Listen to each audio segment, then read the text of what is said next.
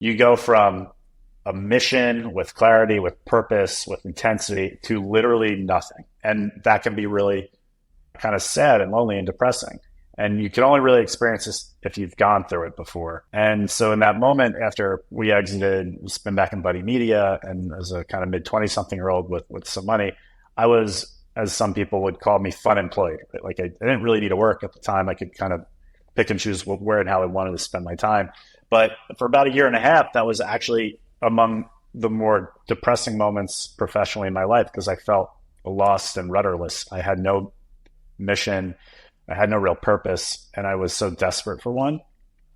And in life, we know about like the Maslow hierarchy of needs. It's after you've satisfied some kind of critical necessities for one's life, you get into kind of these other bigger dimensions, which are like what gives you fulfillment and purpose and passion after you've got food and a shelter over your head and a roof.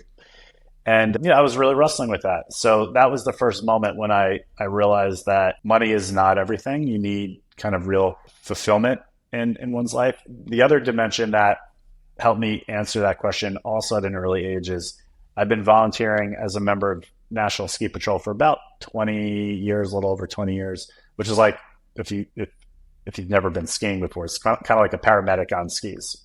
Run into a tree, break an ankle, hip, leg, whatever, like people in red jackets with white crosses show up to help you and take you down the mountain. So that's what I've been doing. And in those moments, or some of them, what you realize are like people get up in the morning to go have a great morning of skiing, and maybe they'll get lunch, and maybe they'll ski a little bit more, and then maybe they'll do après ski, have a beer or two, hang out with friends and family. And like some of those people just don't make it through the day. And when you see that up close, you realize, wow, life is so short and you have to make the most of it.